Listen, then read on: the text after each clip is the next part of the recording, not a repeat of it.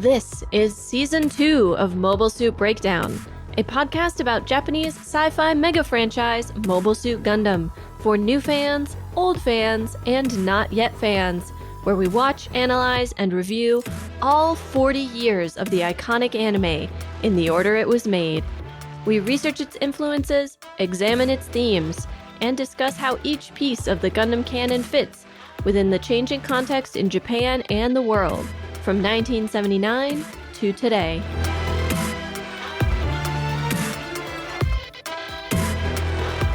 This is episode 2.31, Nothing New Under the Sun, and we are your hosts. I'm Tom, lifelong Gundam fan, and this week my research is a cliffhanger. I've heard that's good for ratings. And I'm Nina, new to Zeta, and thanks to this week's research, feeling a little more understanding of Camille. Mobile Suit Breakdown is made possible by the support of 273 patrons. Thank you all, and special thanks go out to our newest patrons, Michael B., Gabriel G., Zachary T., and Jack B. If you'd like to support Mobile Suit Breakdown and get access to our patron Discord, bonus content, and more, you can do so at GundamPodcast.com/Patreon. This month, our bonus episode for Patreon is the second part of the Zero Context Counterattack, in which I drag some relatively new Gundam fans to watch Char's Counterattack, and then we talk about what they thought of it. You can find it now on GundamPodcast.com/Patreon. This week, we are covering Mobile Suit Zeta Gundam Episode 30, Jared's Desperate Attack. After the recap and our talkback, our research for this episode covers kissing in Japan, and Ayug, Melanie Hugh Carbine, and the Young Officers' Revolt of 1936. But first, let's tune in to TNN. I find myself on the threshold of the most exhilarating journey. Adventure. The whole Earth sphere stretches out before me like an open road. Possibility. Each step draws me further into the uncanny realms of the human spirit. Connection. Beyond the gravity well, every smell, every sight, every sound closes in on you. Sensation. There is a tremendous pressure pushing against the thin membrane between the self and the universe. Desire. Looking down on the Mother Earth, I saw my life in a whole new light. Power. I perceived the incredible fragility of our species. Dangar. Dangar for men, the new fragrance from Atelier Paptimus. Available now in sizes small, large, and colony at Bonbonni.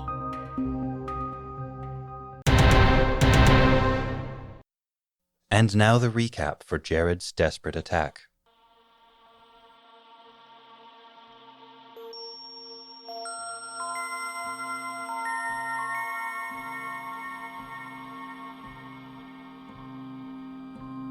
In a swanky Chinese restaurant in Von Braun City, Wong Li sits at a table in a private room, drink in hand, tie loosened, grilling Quattro about Ayug's recent activities.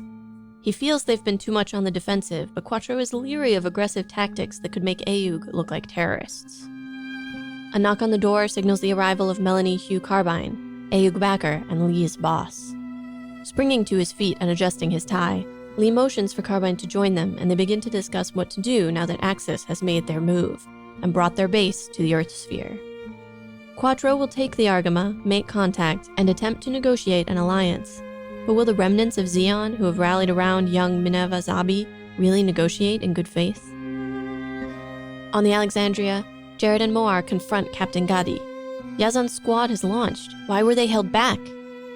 In planning his latest attack on the Ayug ships, Gadi has set a trap.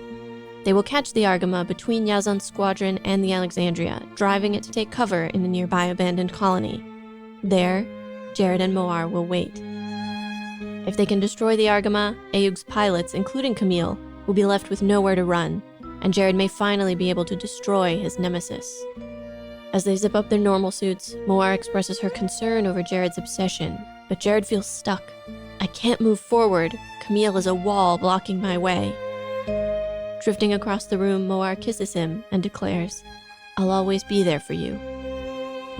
Yazan's squadron reaches the Argama and the Radish, and the two ships order their gunners to fire until Ayug mobile suits launch. The Alexandria manages to catch the Argama off guard, approaching from below and landing a hit on the unprepared ship. Bright curses himself for leaving the Argama with no mobile suits for defense.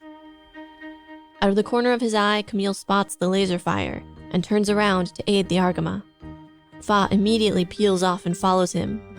In the meantime, Jared and Moar have reached the ambush position, their gabslay clinging to asteroids for cover. All they can do now is wait and see if Gadi's plan has worked. They do not have to wait for long. Caught between the Alexandria and its mobile suit complement, Bright orders the Argama to set a course for the nearby empty colony.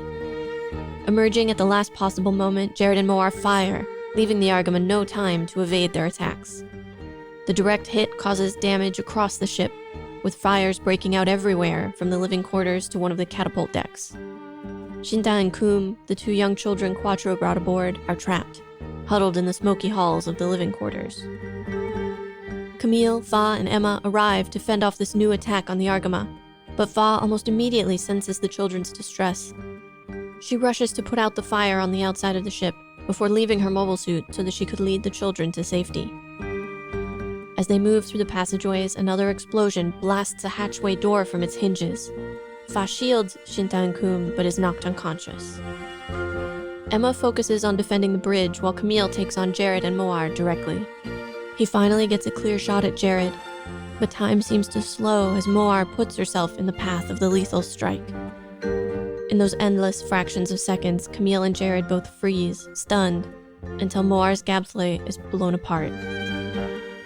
Jared goes into a frenzy and Camille can feel his rage, but manages to shoot the legs from Jared's mobile suit, and the force of these attacks knocks Jared unconscious.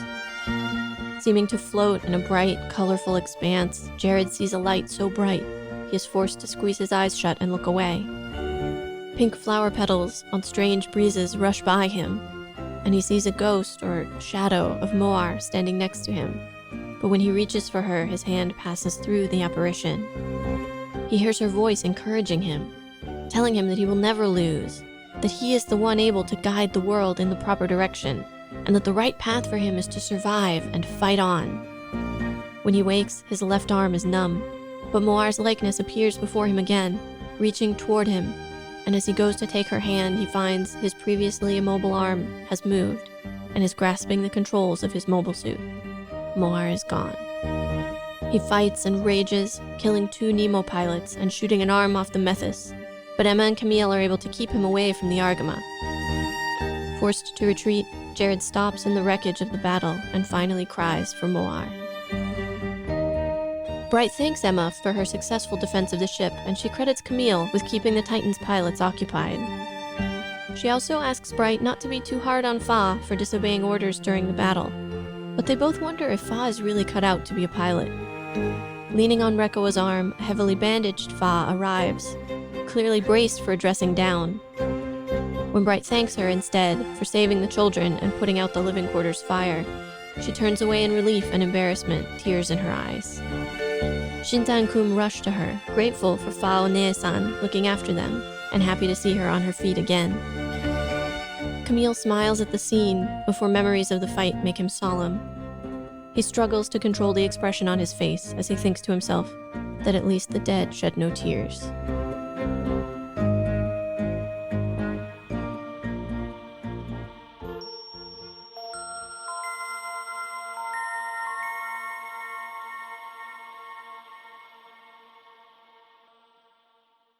Welcome back to another edition of Mobile Suits and Misogyny, a podcast about all of the terrible things Gundam characters have to say about gender. That's all for this week on...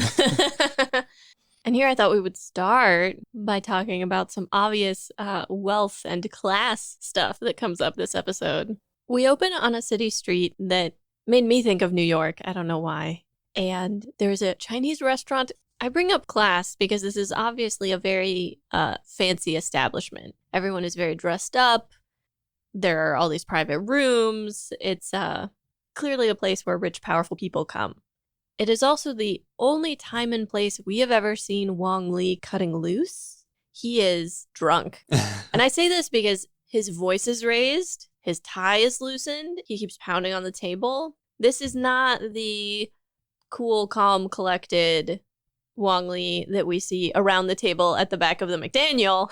Absolutely true. I didn't see him and think he was drunk, but I definitely identified that Wong Li is under some pressure. Wong Li is feeling tense. He's got a rather stiff drink in front of him. He does, but most of it's still there. But how many has he already finished? That's the question. A fair question. He seems pretty nervous about this meeting. Yeah, and the moment this unnamed party shows up, he tightens up his tie, stands up, pulls himself together. I'm going to fulfill my sometimes role on this podcast of putting a name to the nameless. Okay. Because I'm not sure that you're supposed to look at this guy and wonder, who is he? What's his name? What's his connection to all of this? I think this might just be a case of the show not telling you things because they're not essential, and Tomino does not like exposition. He doesn't. Totally fair. So who is he? This is the previously mentioned Melanie Hugh Carbine, Okay. and he is Wong Li's boss. I was expecting a woman, You would with that name, yeah. but okay. I mean, the overwhelming vibe here is Wong's impatience and nervousness. His discussion with Quattro of shouldn't Ayug be more aggressive? We're too defensive. He's so detached he can't see what Quattro sees, that if they are too aggressive, they look like terrorists. I read all of that as Wong really being worried about this meeting with his boss. Wong is worried about his performance review. He's so diffident to Melanie Hugh Carbine from the moment he walks into the room in a way that he never is with anybody else. Wong's so imperious all the time. I was going to say, this scene makes him look like a middle manager, which maybe he is, but you never get that impression before this scene. Yeah. The way he runs off and is like, I'll go take care of making sure the Argama is available for you right away. And you get the impression that Melanie Hugh Carbine is in fact here to talk to Quattro, not to talk to Wong Li. Yeah, that maybe Wong Li has been Carbine's go-between the whole time, his agent, his stand-in. And so Wong is both eager to show results. I mean, that's why he asks Quattro to be more aggressive. And he is quick to jump to whenever he perceives that there's something he can do for his boss. I think he's also eager to get out of the room. I can't remember if I said this on the podcast or not, but I would just like to mention I was right about Mineva. I predicted that because Mineva survived, she could potentially be someone remnants of Xi'an would rally around, supporters of the Zombies would rally around. Although at this point, she's what, 7, 8? Yeah. So she's a puppet. She's a figurehead. Yeah. Presumably. Or a creepily brilliant 8-year-old. Which, this being Gundam, who knows? We know it was influenced by Dune. And when I think creepily brilliant children, I think Dune. Yep. And here we get a classic Quattroism, which is when they're discussing Axis, he asks, do you think that remnants of Xi'an loyal to one of the Zombies could have honorable intentions? And it's not clear if it's a rhetorical question or if he's actually asking. And it's not clear what he thinks the answer is, because the question seems to imply, no, they couldn't, especially given what we know about Char and his history with the Zombies. But then why is he going to try to make a deal with them? Why take the chance? And Melanie Hugh Carbine sort of smiles knowingly and says, well, it can't hurt to try. I wonder if they don't just think of it as a marriage of convenience kind of thing, that they need allies right now. And no, Axis are not ideal allies in any respect, but it beats them potentially siding with the Titans, which they know is a risk. So they have an interest in preventing Axis from allying with the Titans, even if that means allying with them themselves when they don't really feel like they're trustworthy or that the goals necessarily align. One does not get the impression from this scene that Carbine is an ideologue. Carbine seems to be a pretty savvy, cunning operator who is playing the Ayuk side for his own advancement. Here's a question for you, one which I have a theory about. Why does Quattro need the Argama, specifically, to go meet with Axis? Well, the Argama is his pet project. It's his own little white base he's creating. I was going to say, it's because of the new types. He has strong suspicions of new type ability of a bunch of members of the crew. And I think he needs that. I wonder how many members of Axis, and it's unclear at this point how much when they say Axis they mean the base itself versus a whole organization that maybe does not only exist in this one base. Yeah, we should mention, it's a dropped line during this conversation, but Axis the asteroid has arrived in the Earth sphere. Right. But if they have been living outside the Earth sphere this whole time, the likelihood of a lot of them being new types seems pretty high, given what little we know in the world that, like, being in battle can make you a new type. A bunch of them, I'm sure, are veterans of the 1-year war. Living deeper into space seems to make it more likely for you to be a new type. They have been living outside the Earth sphere for more than half a decade now, almost a whole decade. We also don't know what became of the Flanagan Institute.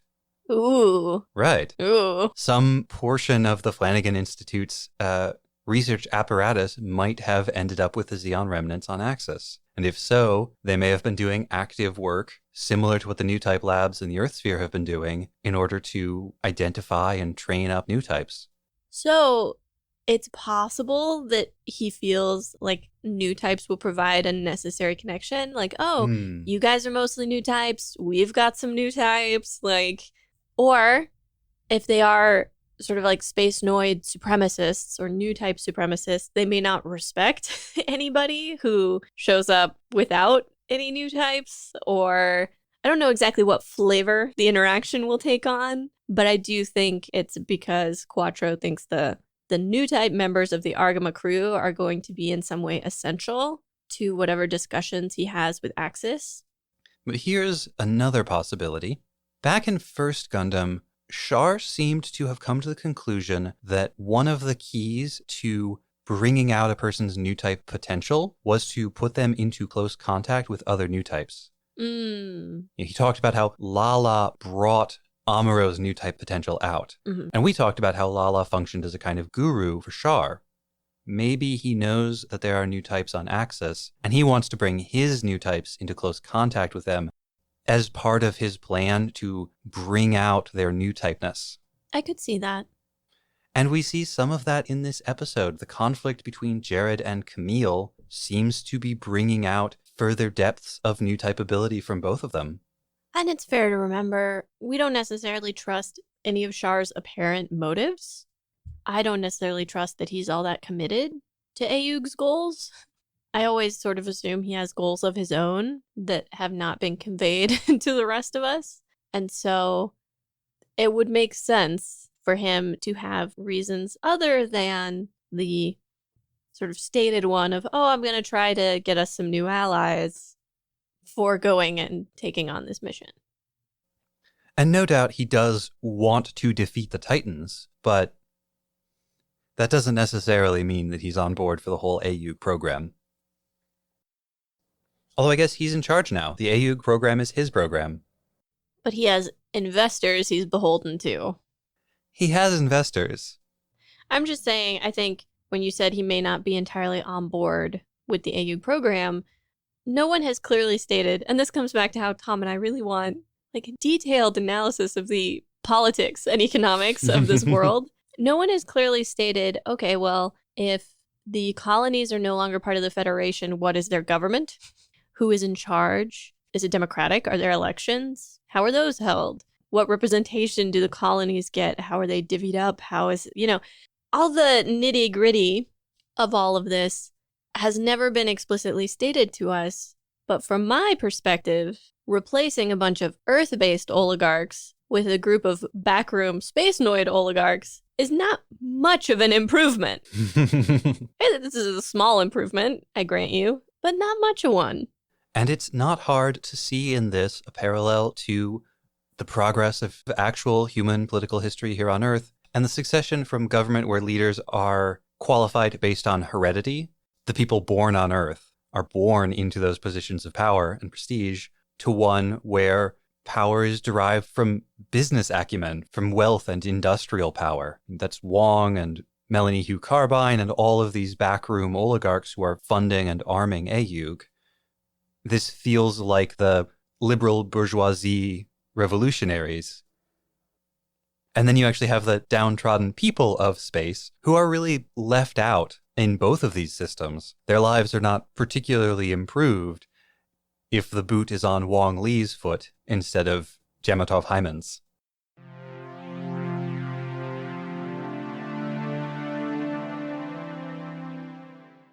Jared is always shocked when Moar kisses him. He's always like, Moar? Scandalous.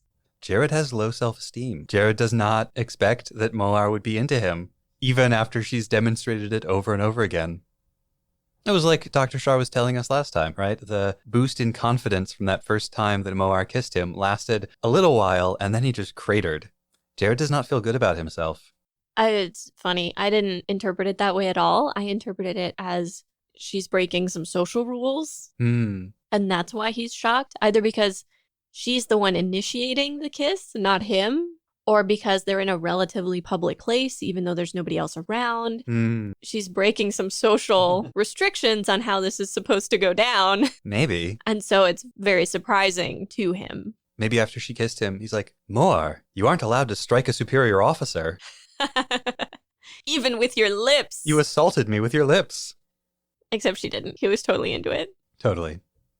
I was struck in this scene by its similarity to the kissing scene between Char and Lala back in First Gundam. Well, and they go on to parallel Char and Lala exactly. Yeah, it was a striking similarity both in that it immediately preceded the fight in which Moar dies, but also the unexpectedness of the kiss, even if the roles are a little bit reversed there, and the setting of it in a pilot's ready room as they're zipping up their flight suits to go out into the battle. They have this emotional kiss. They talk about how they're going to protect each other. And then Moar goes and does a Lala thing and jumps in front of a beam and gets killed. Like, it's a conscious callback. Absolutely. Which you were not impressed by this one. It was much more emotionally impactful when it was Amuro because he had a relationship with Lala. He didn't want to kill Lala.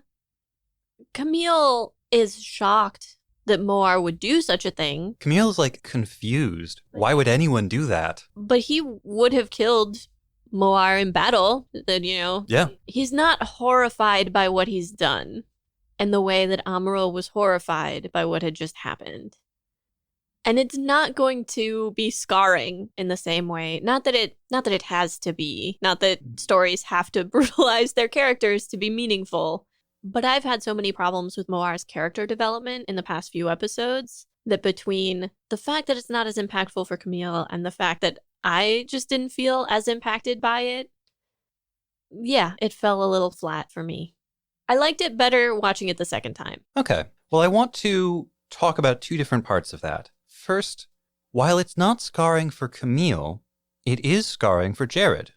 We get this scene of Jared in new type space talking to Moar. He sees the flower petals. They're probably cherry blossom petals, which are usually a metaphor for death because of how fleeting they are. It's very beautiful. It's very emotional for him. They are especially a metaphor for the deaths of warriors and young warriors especially, because cherry blossoms last so little time. They're very beautiful, but you have them for a week and then they're gone. So we get a scene for Jared that feels like the sort of scene you would give a hero, the protagonist.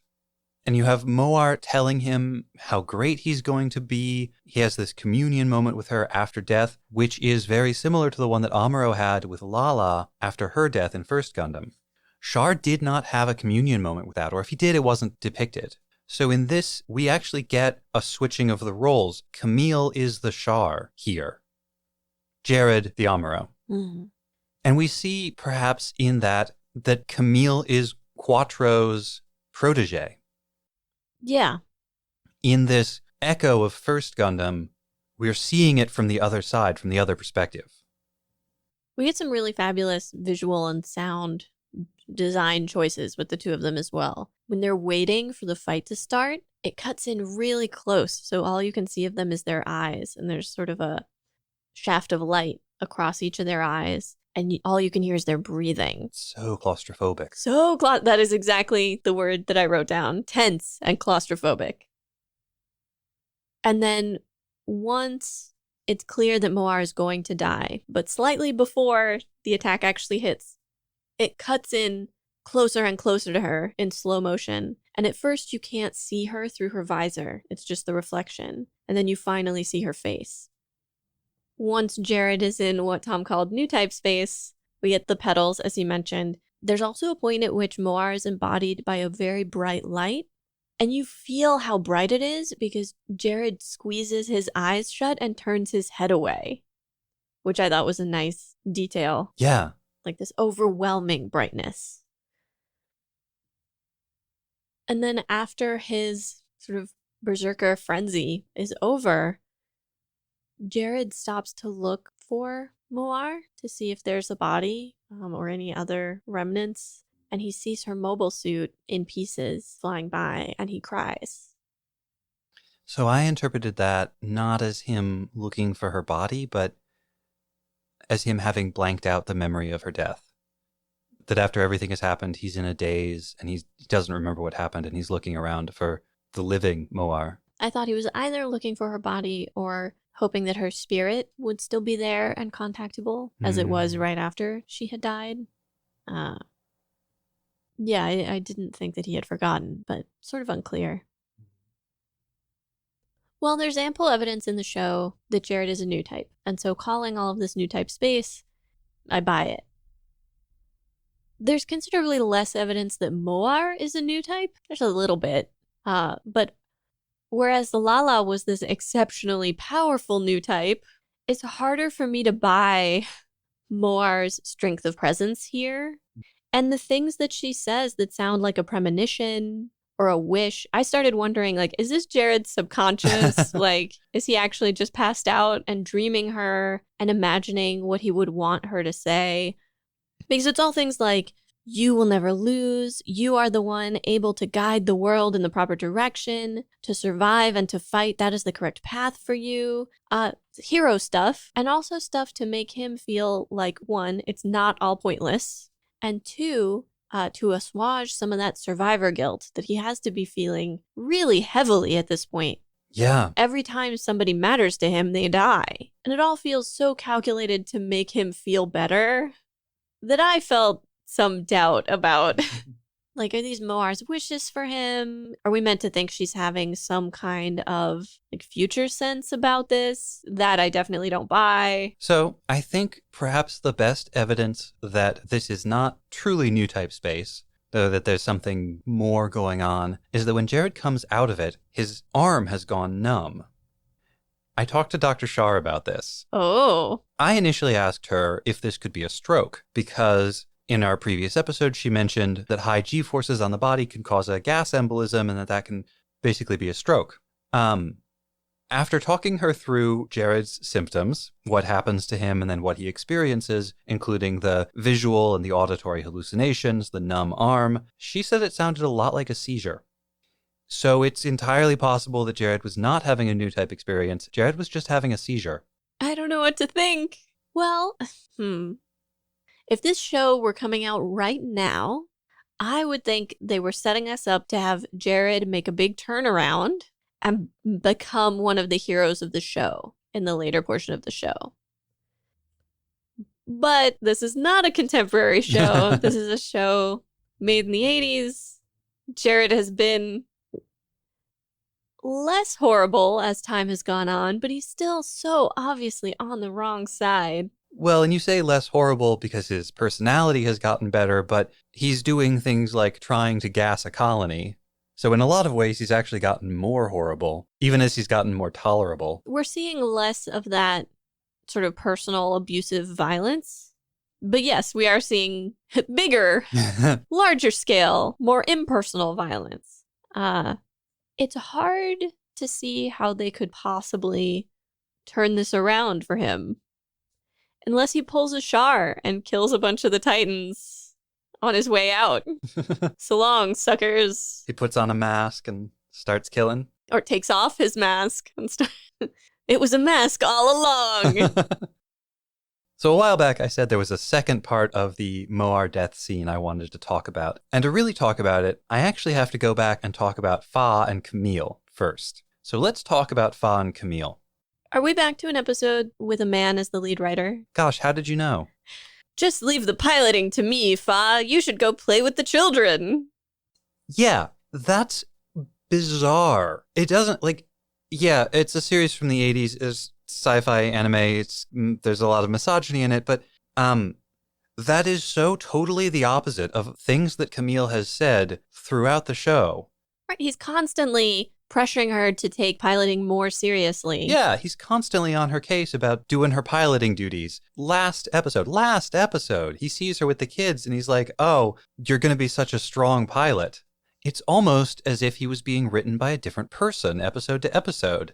Because he's being written by a different person episode to episode, and I'm beginning to think that they have a serious disagreement about some of these characters, including Camille, Fa, and Moar. It's horrible because I also thought we were maybe going to get a nice moment, because at first Camille's encouraging her to play with them, and he's like, we could die at any time. And I thought it was going to be we can't just live for piloting, we have to have other things that we love and enjoy and value. Yeah, that'd be a life. Classic Camille kind of thing to say. And you're working really hard, you are a legit pilot, also go have some fun, please. But instead, it's like, oh no, leave the piloting to me. Ugh, what a wasted opportunity. Right? This is character assassination. I did, however, appreciate that Fa doesn't get upset when Bright dresses her down. She's very calm about it. But for real, How does Bright get off getting on Camille and Fa's case? This isn't a daycare. Did you say that to Quattro when he left the children here? Did you say that to Quattro when he first brought the kids aboard and you could have told him, absolutely not, you cannot bring kids onto this ship? No. Somehow it's Fa's fault?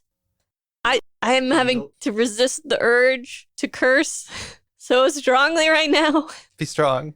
I'm so angry. Flames on the sides of my face. And then he yells at Camille for talking back. Immediately afterwards, the kids start taunting Bright, and he whacks Haro and he walks away. And a bunch of really interesting things happen there. First of all, yelling at Camille for talking back, but not at the kids.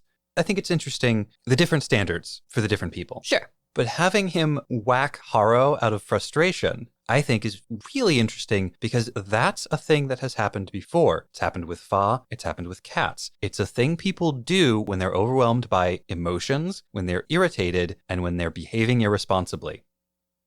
The show is telling us it doesn't like what Bright is doing here. The show is telling us Bright's being unreasonable. Now, when I talk about the scriptwriters for these individual episodes, I'm relying for this on the credits that are given to them and that are compiled by the Anime News Network Encyclopedia, which is the most comprehensive and reliable source for this in English.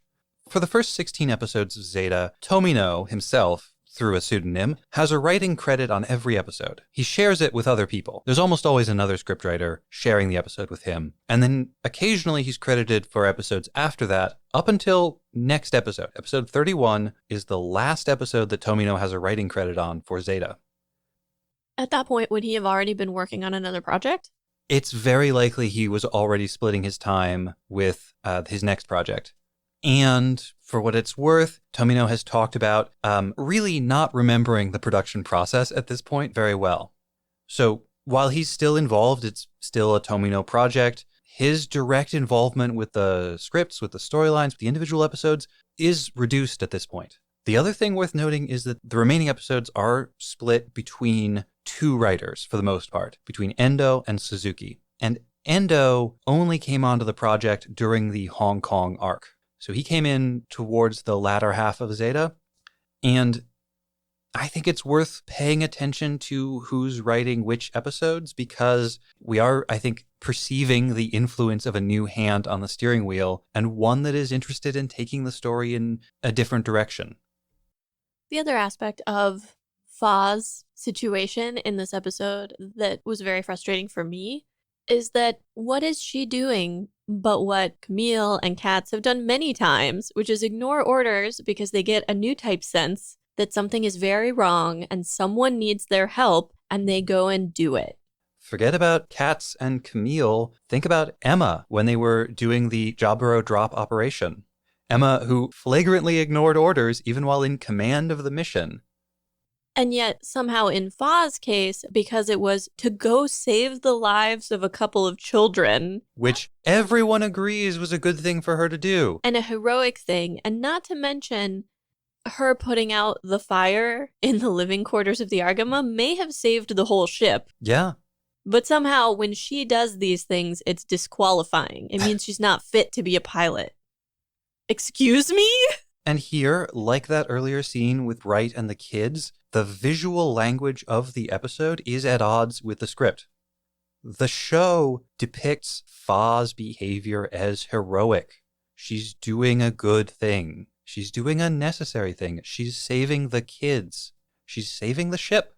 And she comes in like a hero, like bandaged up and leaning on Rekka's arm. And you can tell that she's ready to be in trouble. She is like braced for it. And when she gets thanked instead, she bursts into tears. There's another aspect to the language of the show reinforcing this idea that, yeah, Fa absolutely belongs as a hero. When she first appears on screen, she's performing maintenance on a mobile suit. Mm-hmm. The music in the background is sweet strings, kind of nostalgic. It's nice. This is the music they use for scenes of normalcy and family and rightness. In that ending scene, did you notice Camille's shifting expression? Because it changes. He shifts between 3 different expressions in tight succession. When he's looking at Fa and the kids like thanking her for saving them, it's like a very slight smile. It's a sweet expression. And then he turns away slightly and it gets very stern and serious because he's back to thinking about the battle he was just in. And then when he turns again, he's trying not to cry. And he doesn't. He does not cry, but you can tell his eyes go very wide and they make his face look like it's quivering. There's a flicker in the animation that depicts a certain amount of effort to maintain his facial expression. Yeah. Camille is preoccupied by childhood, by innocence, by its endangerment, by its loss, his own and those of the children that he encounters. Hathaway and Chaemin, Shinta and Kum. You see it in his wistful expressions when he sees the model airplane, when he talks to Four about her childhood. Camille's own childhood, we have every reason to think, was awful. And he's been thrust immediately into this adult world, killing, narrowly avoiding being killed. And he's seeing these kids, for all that they're full of life and energy, for all that they're having their childhood right now, being exposed to the same thing. It's hard to know if he's crying for himself or for them or for both. I would say both. Because, and this is pretty grim, sorry, but Gundam is a grim show. He makes that comment at the very end of the episode that the dead don't cry. He is both comforting himself and feeling sorry for himself that the dead have been released from all this suffering. That even the people he's killed no longer have to live through the war, no longer have to fight, no longer have to live in fear. He doesn't want to die yet, but he does sound a little envious here. And compare that to Jared in the previous episode, talking about how the anger, the grudges of those who have died still clings to him. Jared does not see the dead as free of all of this, but still trapped by it. And in that way, they're both talking about how the past, the ghosts of the past, the tragedies of the past, still linger on in their lives today. How they are living in the wreckage of their own sins. And this episode again returns to a setting that Zeta has come back to time and again, which is a wrecked colony. Sometimes it's a colony that crashed into the moon. Sometimes it's an incomplete colony where construction was abandoned. Sometimes it's a wrecked colony. Sometimes it's a deserted colony where everyone was killed by gas. But over and over and over, Zeta has come back to destroyed colonies.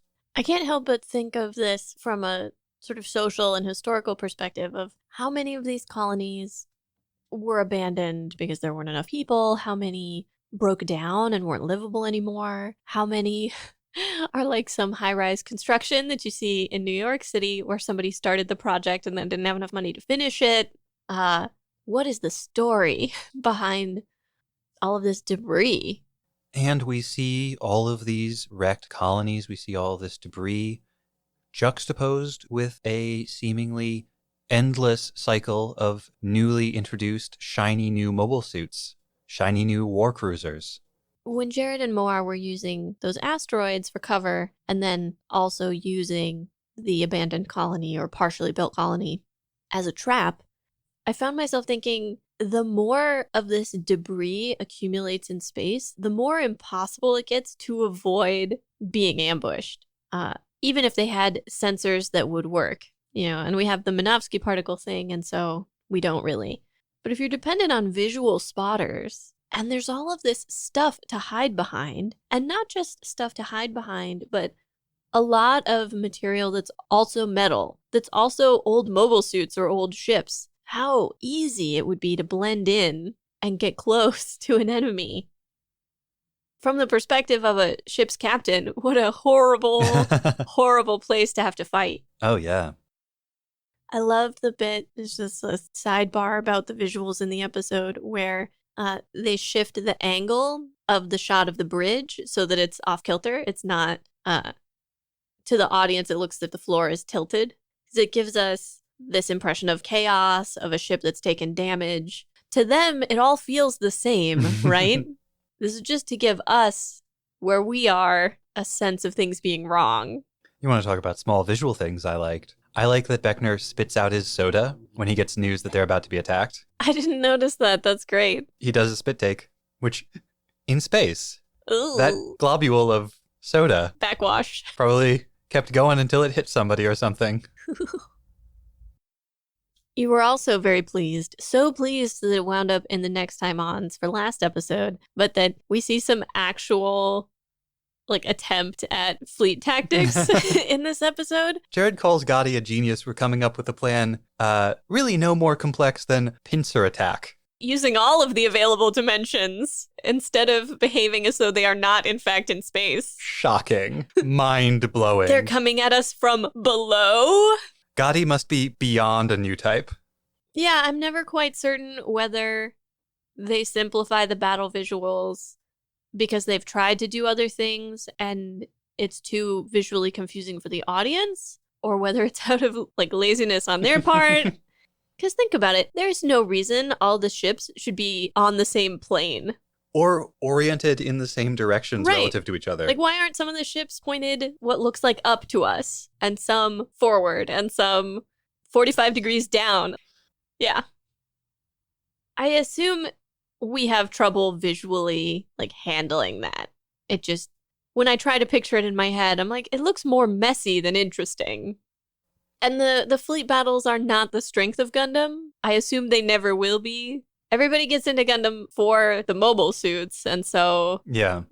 Why spend a lot of energy on fleet battle? I read an interview with Tomino once where he was talking about why it was so important for him to have the Minovsky particle.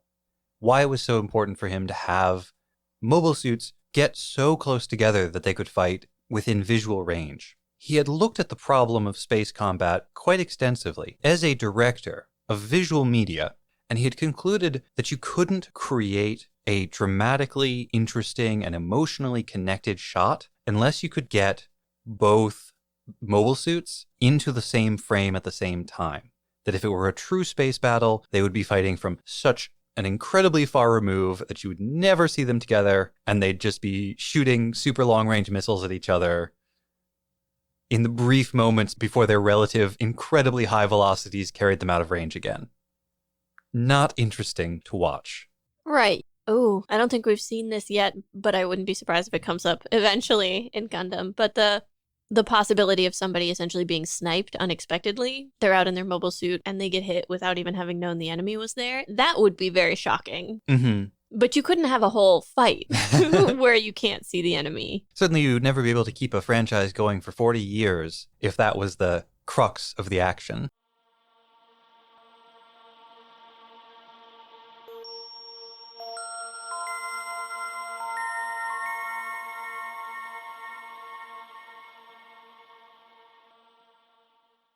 And now time for our research. This week, Nina looked into kissing in Japan, and I researched the Young Officers' Revolt of 1936 and its connections to the Universal Century. My timing is a little off. This would have been an ideal topic for St. Valentine's Day in a few weeks, but Zeta and the podcast schedule don't care about such things. And after my observation of Jared's consistent surprise whenever Moar kisses him, this seemed like the right moment to talk about kissing in Japanese culture. There was a long-held belief by Europeans that kissing did not exist in Japanese culture prior to exposure to the West. This is something of an exaggeration. Kissing does show up in old pornographic artwork, but that's just it. In Japanese culture, kissing was an entirely erotic sexual practice. Family and friends did not kiss each other, and kissing wasn't done in public. And even in the context of erotic artwork, kisses were not common. Throughout the late 1800s, this posed some difficulties as cultural exchange became more common. In one novel, the main character's desire to kiss the coral lips of his love interest was, when translated into Japanese, translated as a desire to lick said lips. A silent film from the United States, shown in Osaka in 1887, depicted a long embrace and kiss and caused a scandal. The professional narrator had to explain that this was common and acceptable behavior in America. There is a Japanese word for kiss, seppun, composed of the kanji for touch or contact and the kanji for proboscis. Like nose? I guess so. But this word is rarely used, and in most contexts, kisu, the Japanese pronunciation of the English word kiss, is used, again, emphasizing the foreignness of the act itself. It wasn't long after that public kissing was made illegal and punishable by fine or detention. This statute remained in effect until the occupation began in 1945. When did the statute first come into existence? Late 1800s? So for about 50 years, kissing was illegal. In public. Do whatever you want in your home, but no kissing in public. The law caused considerable disruption to an exhibition of French modern art in Tokyo in 1924. Rodin's The Kiss, a sculpture of a nude couple kissing, was meant to be part of the exhibition, but the Tokyo Metropolitan Police banned it for violating the law. An essay by Donald Ritchie put it, "The Japanese authorities were scandalized that such a thing should be shown, and the French authorities were scandalized that it would not be." Although, to be fair, it sounds as though The Kiss caused a kerfuffle everywhere it was exhibited, sparking charges of obscenity in Brussels, Paris, the United States, England, and Canada. Ultimately, in the Tokyo exhibition, the sculpture was confined to a special room and was partially obscured by a bamboo screen. Ironically, it is now on permanent public display in the plaza of the Tokyo Museum of Western Art. During the height of Japan's pre-war militarism in the 1930s, Westerners were often portrayed as decadent, morally deficient, sexually deviant, and lascivious. However, during the occupation, exposure to American Moors on public physical affection couldn't help but affect Japanese society. Not only did GIs frequently engage in public displays of affection with sex workers, things like embracing, putting an arm around her, or kissing her, but 200 wives of senior officers moved to Japan during the occupation period and could be seen holding hands with husbands or kissing them hello and goodbye. Sources describe young children play-acting these roles, little girls clinging to the arms of little boys in an imitation and emulation of the American soldiers they saw in the streets. There was a strong association between Westernization, women's rights as enshrined in the new Constitution, and sexual liberation. While the occupation force did engage in censorship of many topics, issues around obscenity and morality were not among them. Prior to the occupation, women did not have to consent to a marriage. Once a woman's consent was required, romance became something of practical relevance rather than being relegated to tragic plays. Or literature written by and for women. Before, men and women largely kept to separate spheres. But after seeing men and women out together in parks, coffee shops, and movie theaters became more normalized, dating started to slowly become part of young adult and adult life. There were prominent public discussions of dating and romantic love on the radio and in print, and even articles on kissing etiquette and technique, especially in pulp magazines of the time. But even during this time of Westernization and frank discussion of romance and sex, for heterosexual couples at least, there was considerable debate over whether kissing really had a place in Japanese culture. Many people considered it unhygienic, unaesthetic, and culturally inappropriate. Its foreignness, especially as a public act, persisted. To some, kissing was hugely symbolic. Takahashi Tetsu, an early post-war sex researcher, considered public kissing a symbol of democracy. He rejected the narrative that it had never been part of Japan's sexual customs and saw its revival as marking the end of gloomy feudal customs. The Occupation Authority actually pressured filmmakers to include kissing in films of that time. But despite all of this, kissing remained a very private, erotic act, one that was acceptable but was never supposed to be visible. And as with other sexual activity, there was a strong sense that it ought to lead to marriage. Even now, kissing in public and many other public displays of affection are considered rude and distasteful. In several recent articles that I read from the early 2010s, even hand-holding in public was described as rare. While in the United States, a certain amount of physical affection in public is expected, to the point where a lack of it might be remarked upon, or even taken as a sign that the relationship isn't going well, or that one of the partners is trying to hide the relationship. For many Japanese people, it's not a priority. It's not among the ways in which they want to express or receive affection. It's difficult to know the extent to which Gundam portrays Japanese culture as the culture of the characters and the world, because that is the default for its writers, and how much it may be a conscious decision to portray Japanese culture, or a more multicultural society, or even culture clashes between different characters. We also have some recent insight into Tomino's perspective. In an interview for Japanese Playboy magazine, he complained about the very chaste romance and affection of Makoto Shinkai's films. Your Name had come out just a little while before the interview. When prompted for an example of a sexy cartoon at the panel we attended at Anime NYC, he mentioned Disney's Snow White, a story where the kiss is of huge significance. There's no telling if he felt the same way 35 years ago, but given all the cultural context, to what degree is the inclusion of kissing in Gundam a political, pro-democracy, pro-freedom act? All of the Zeta Gundam kisses that I remember are very brief, and they all take place in public spaces that are empty other than the kissing characters, but where another person could arrive at any time. And they are almost all accompanied by some level of shock or embarrassment. These characters are being moved by very strong feelings, but are also exhibiting some shame or self-consciousness over their behavior. Think of Camille getting up and walking away from 4 after they kiss in that rooftop garden, which I'm suddenly much more sympathetic with because he's just done something shocking, frankly. And with someone he barely knows. Right. In a wide open place. Anybody could look out their window of one of these other office buildings and see them. Or somebody could come out onto the garden. Well, maybe he's thinking, gosh, do we need to get married now? At least where kissing is concerned, the show does seem to be following Japanese social customs. I'm remembering now when Camille gets back to the Argama and he goes and he embraces Fa.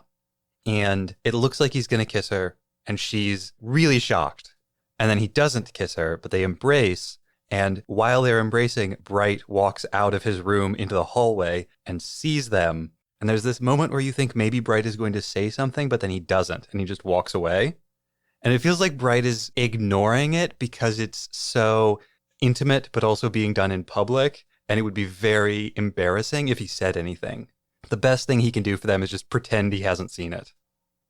Yeah, I had even lived in Japan, but I had never quite put together that, for the most part, in Japan, kissing is sexual. There are no friendly kisses.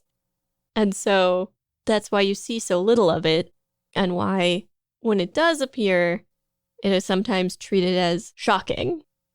I love thinking of kissing in Gundam as a political act, and of its depiction in Gundam as a political act for the creators. As you said, it's a symbol of democracy. And then the backlash against kissing, the construction of kissing as like a weird, private, hidden, or even impermissible thing, is an artifact of the Japanese imperialism, of militarism, of that ultra-nationalist government. One of the papers that I will link to in the show notes goes into a little more detail about the sexual politics of Imperial Japan and what sort of cultural attitude towards sex the government of the time wanted to inculcate in people. But it was very much oriented toward sex is not about love or enjoyment or bonding. Sex is about making more Japanese people to be organs of the state for our grand empire. And it's worth remembering, Tomino would have been of an age to maybe be one of those little kids play acting, playing at being, this sounds so weird, but a GI. He's just the right age for it.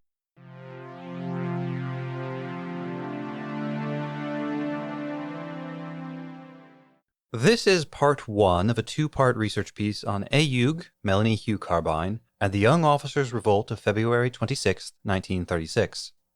This week, I'm going to talk about the background and the context. Next week, the revolt itself. It is less than a decade after the last Great War, but the military is still trapped in a simmering and seemingly endless battle against the lingering remnants of their defeated enemy. The people are suffering. The government, dominated by oligarchs, remains isolated from them, and the soldiers are divided between feuding factions. Young officers, believing themselves to be more in touch with the common people, demand that the corrupt politicians be swept away, along with those military officers who support the status quo. They are joined in this by a handful of civilians, some former soldiers, and political radicals who share their beliefs. Their goals beyond that are more obscure, verging into the spiritual. And above all, they share a reverence for the homeland, a hunger for reform, and a growing sense of urgency. They must act soon. This is Japan in the 1930s, and the Earth sphere in the Universal Century 80s. Japan, like Earth in the Universal Century, had spent the last half-century extending its dominion over a swarm of colonial possessions, separated from the capital by leagues of ocean. The Ryukyu, Kurile, Nanpo, Mariana, Caroline, and Marshall Island chains, Taiwan, Korea, Sakhalin, and most recently, Manchuria. Despite Japanese occupation, Manchuria was still aflame as local militias fought a bloody insurgency campaign against the Imperial Japanese Kwantung Army. Tens of thousands of soldiers from Japan, along with local collaborators, were engaged in the brutal subjugation of the resistance. In Japan, the government was still dominated by spiritual and, in many cases, literal descendants of the political, military, and business elites who engineered the Meiji Restoration some 7 decades prior. That restoration, named for the Emperor Meiji in whose name it had been fought, swept aside the crumbling old military feudal government of the Tokugawa clan and replaced it with a parliamentary monarchy, nominally ruled by the sacred emperor, but in effect controlled by the powerful ministers around him, most of whom had risen from relatively obscure birth in minor samurai clans living in the far southwest of the Japanese home islands. As much as the Japanese home islands dominated her colonies, as much as Japanese people enjoyed privileges over the people born in her imperial possessions, ambitious men throughout Japan found it hard to advance in their careers if they happened to have been born in the wrong provinces. This handful of men, and those they patronized, dominated the highest ranks in Japanese society, even as the Japanese economy came to be dominated by a handful of massive, vertically integrated, family-owned corporations called zaibatsu. In the parliament, tensions between the political parties allowed the army and the navy to acquire greater independence, greater power, and ever greater budgets. Still, there was a prevailing narrative of corruption in the highest ranks, a sickness in society that was poisoning the whole nation. The emperor was rumored to spend his time playing board games with the empress and studying microbiology instead of more traditional, manly pursuits. The politicians were too quick to capitulate to the Western powers, too willing to hamstring Japan's military might by agreeing to limits on the size of the fleet imposed by the Washington and London naval treaties. And it was too slow to approve further incursions into Manchuria. In the late 20s and early 30s, political violence became more and more common. Right-wing radicals acting alone or in small groups to assassinate politicians, businessmen, and officers who they deemed to be enemies of their imagined version of the state. On February 26, 1936, these simmering tensions boiled over, and after a decade of organizing, theorizing, and agitating, after multiple coup attempts aborted at the last minute, a group of young army officers, mostly lieutenants and captains, stationed in Tokyo, led 1,400 soldiers out of barracks and into revolt as they attempted to bring down the government and inspire a national restoration, a restoration for the Showa era that they imagined would complete the work started by the glorious and now near-mythic Meiji Restoration, sweeping away the corrupt individuals who surrounded the emperor. What exactly this restoration would mean was always left rather vague.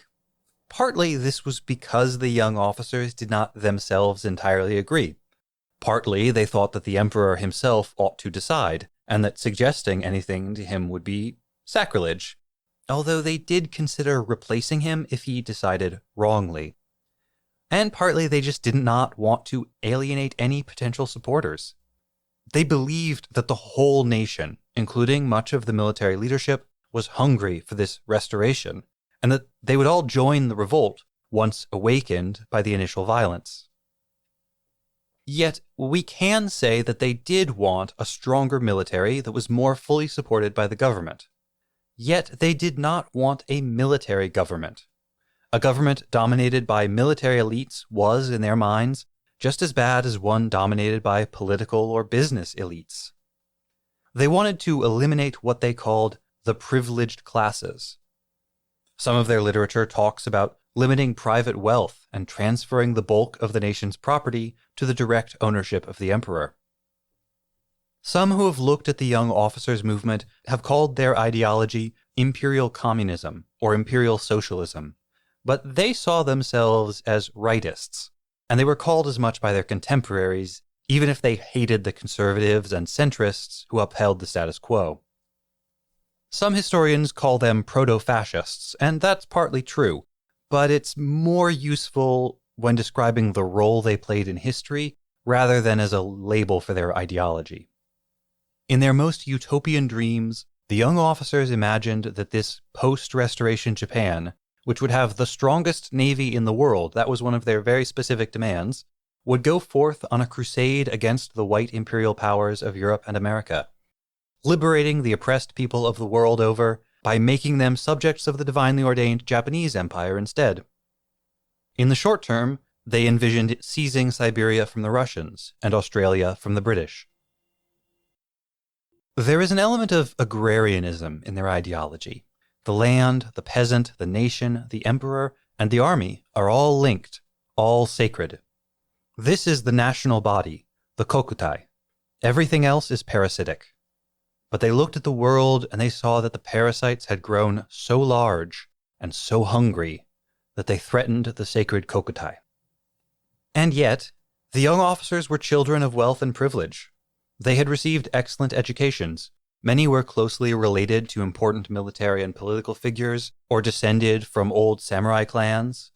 Among their leaders, there were brilliant soldiers with sterling credentials and excellent prospects. But as junior officers, they were in constant contact with the enlisted soldiers drawn from the poor, from destitute families in impoverished communities. In the Neo-Confucian philosophy of the military, these young officers were expected to be like fathers to their men.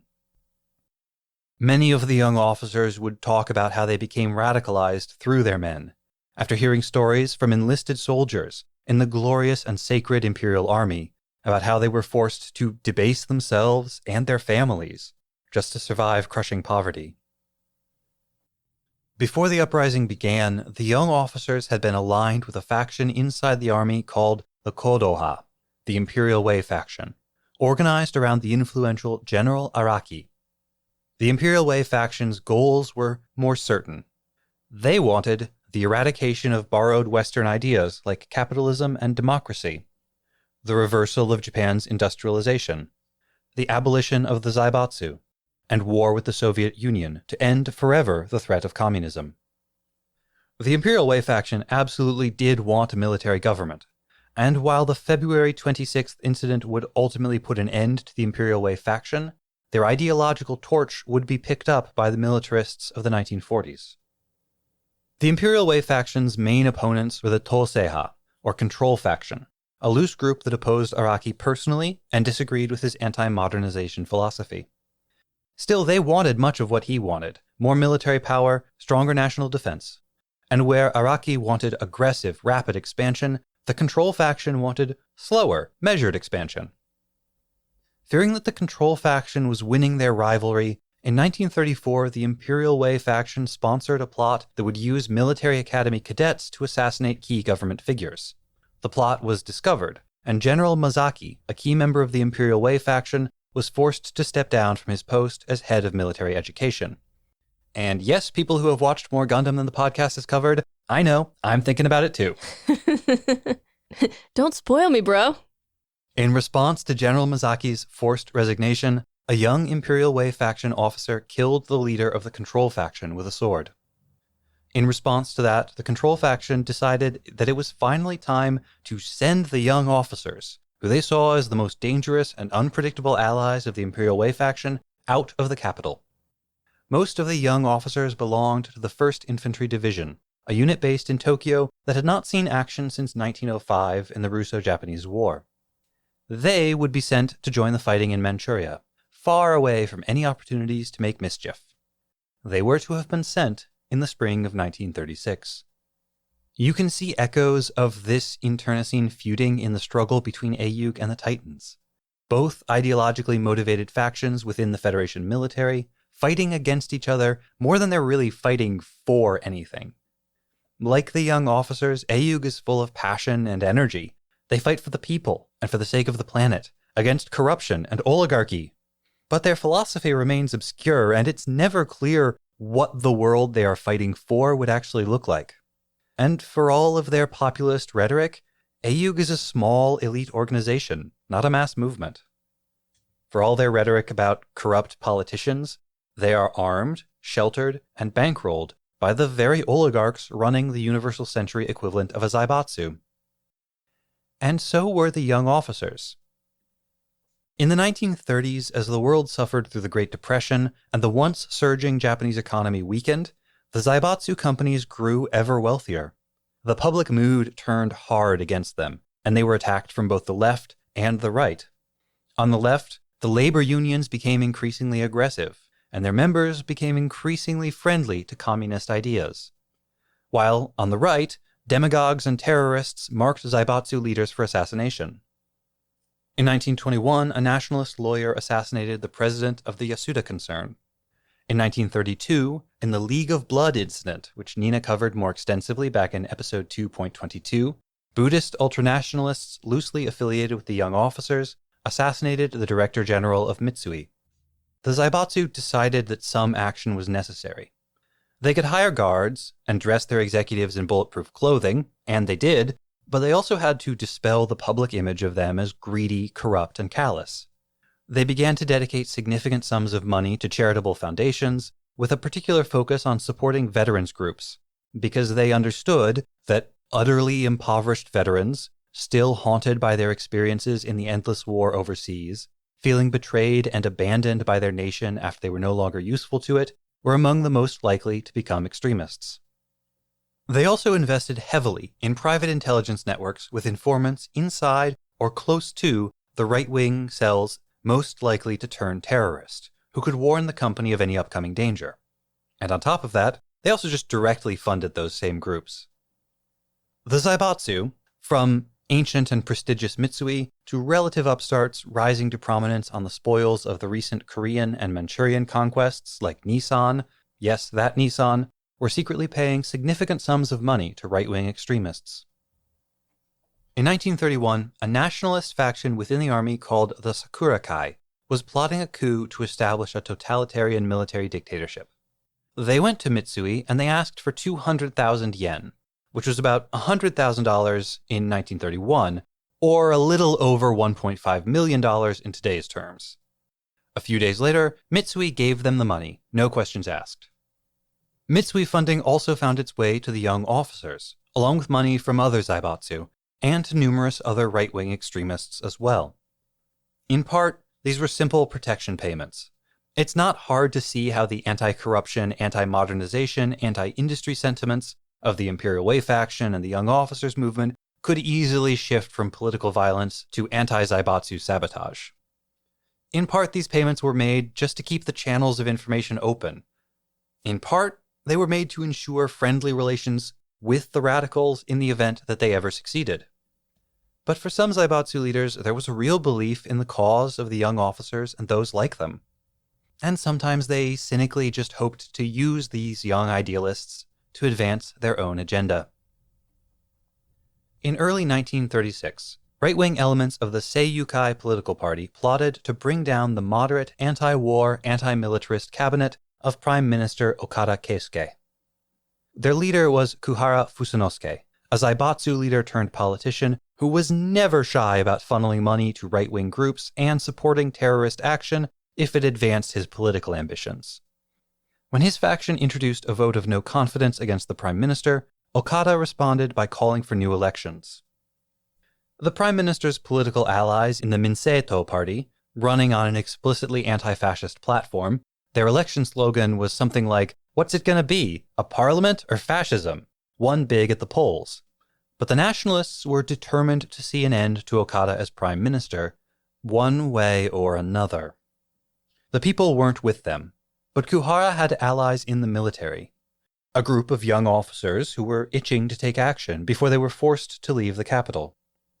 When they told him they had a plan to assassinate the prime minister on February 26, 1936, he passed a significant sum of money their way. Back in the early part of Zeta, we named episode 2.9 Political Considerations, because that was the episode in which Quattro and Blex met with Wong Lee and other financial backers to discuss Aoog's next moves. Despite Quattro and Blex's misgivings, Wong insisted that Aoog must strike now against the Federation's Jaburo headquarters. His reasons for insisting they do so were political. Wong is not a leader of Aoog, or even really a member. The same for Carbine. They're businessmen. The closest equivalent to them in the real world is probably those old Zaibatsu leaders. We can't say for sure why Carbine is funding and supplying Aoog, but it's probably for all the same reasons that the Zaibatsu funded the violent political dissidents of their own day. A mixture of protection, information, idealism, and a cynical attempt to advance their own ambitions. After all, if you are in the business of designing and selling weapons, and let us pause for a moment to reflect on the fact that Carbine is an arms manufacturer named for a type of rifle. But if you are in the business of selling weapons to the army, it is in your interests to make sure they have somebody to fight. And if the side you're secretly backing happens to win, so much the better for you. Find a way to back both sides without alienating either, and you're bound to win, no matter what happens. There is a streak of the grotesque that runs through the character designs of Zeta Gundam. Compared to the beautiful, unblemished young heroes around whom the show's action revolves, Camille, Jared, Fa, Emma, Moar, Quattro, Bright, and so on, Bask Alm perpetually looks like a partly melted candle. Captain Gotti, as Nina pointed out when he first appeared, looks like a reanimated corpse. Jamatov Hyman looks like he wants to drink your blood. But this is not merely a question of age. Bask Alm is 38. No. But Blex Forer got to be handsome, and he was 20 years older. What? Yeah. Blex Forer was almost 60. Marks of age, of decay, of inactivity, of comfort, wrinkles, jowls, sloping foreheads, these mark out men, powerful ones, who stand at the top of the rigid hierarchy of the universal century. They are all markers, for the audience, of depravity. Carbine, himself, looks a bit like a gargoyle stuffed into an expensive suit just slightly too small for him. And this is emphasized by the show at every turn. From his first appearance, he is flanked and shadowed by beautiful young women. When he dismisses them, he shares the scene with Quattro, tall, buff, ideal of a certain sort of masculine beauty. We don't know much about him, but we have little reason to like the man. These are not the men who do things. They are the men for whom things are done. Like Bask, Hyman, and Blex, Carbine's presence has been felt in the show even when he's absent. There is some advantage for him in the battles between Aoog and the Titans. Camille pilots the Zeta Gundam and kills Moar with it because it is convenient for Melanie Hugh Carbine that he have a weapon like that.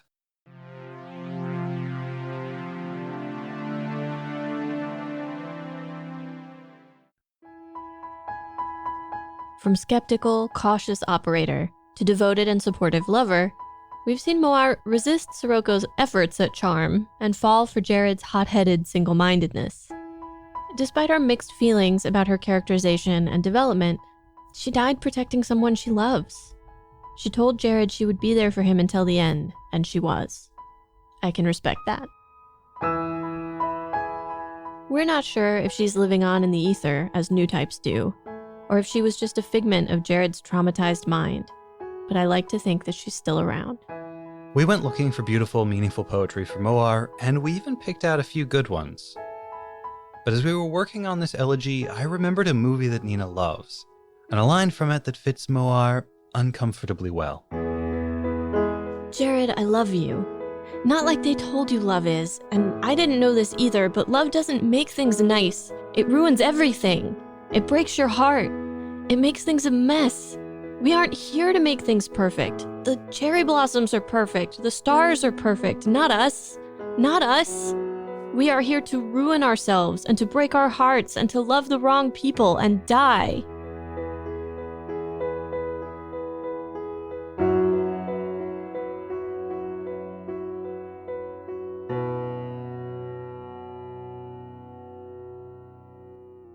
Moonstruck is a 1987 romantic comedy set in Brooklyn, New York, and starring Cher, who won a Best Actress Academy Award for her performance, opposite a very young Nicolas Cage. The screenplay was by John Patrick Shanley, who won an Academy Award for Best Writing. We made a few small edits. No one in Moonstruck is named Jared, and the original says Snowflake rather than Cherry Blossoms.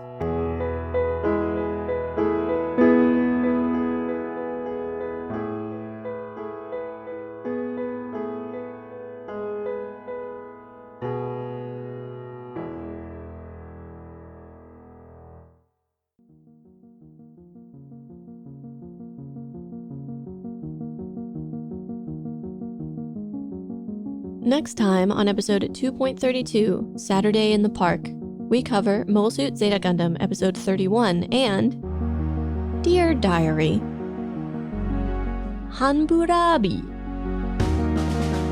Every casual outfit in this show is amazing. Running Man, Midriff, Sarah and Camille go on a date? Decorative mobile suit pilots, stowaways, angrily firing your gun into the air, and I'm a baby bird, I am printed, it can't be helped. You will see the tears of time.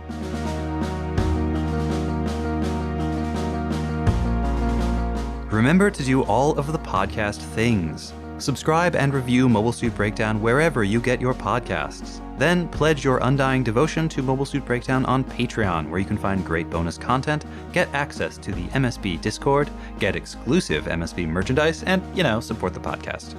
You can also follow @Gundam Podcast on Twitter and Instagram, and like us at facebook.com/Gundam Podcast for all kinds of extra content. And you should always check out our website, GundamPodcast.com, for all of our episodes, show notes, watch list, wish list, some other lists, and more. Plus, you can always email your questions, comments, and complaints to GundamPodcast@gmail.com. Or just shout your wrong Gundam opinion at us in person by coming to scenic New York City and yelling, "Jared will never lose, because he is the one able to guide the world in the proper direction. To survive, to fight, that is the correct path for him." On any busy street corner. We will totally hear you. Our wrong Gundam opinion this week comes from Moar Pharaoh. Thanks, Moar. Music used in the TNN was Floating Cities, and the music for Moar's elegy was Clear Waters, both by Kevin MacLeod. The intro song is Wasp by Misha Dioxin, and the closing music is Long Way Home by Spinning Ratio. You can find links and more in the show notes. And thank you for listening.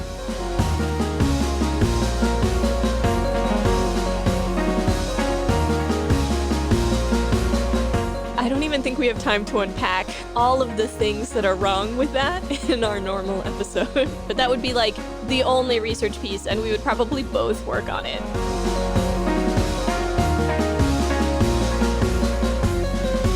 Dangar for Men, the new fragrance from Atelier Paptimus.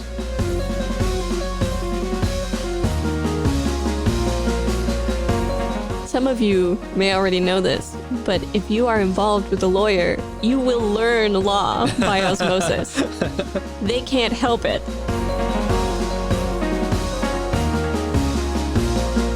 Hammurabi. Hammurabi. Hammurabi.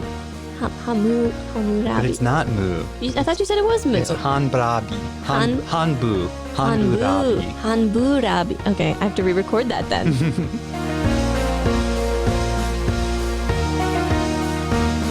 Downtrodden people on space. On space.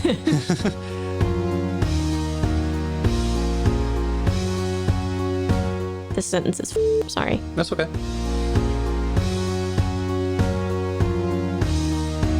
La la la la la. No, it's more.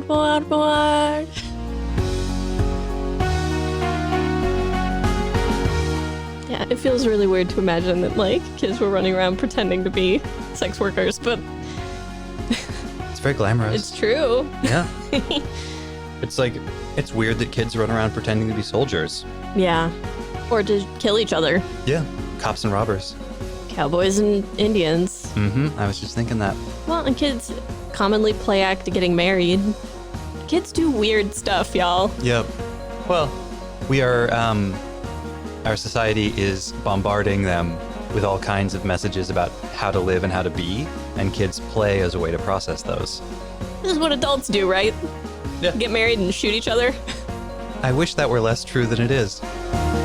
That military-industrial complex, yo. Eisenhower tried to warn us, is all I'm gonna say. And then you'll need to do a music credit for whatever music. Yep. Yes, I will. Although I do not have it selected yet, and so I cannot do it now. So we are going to press the button that makes the recording stop. Okay.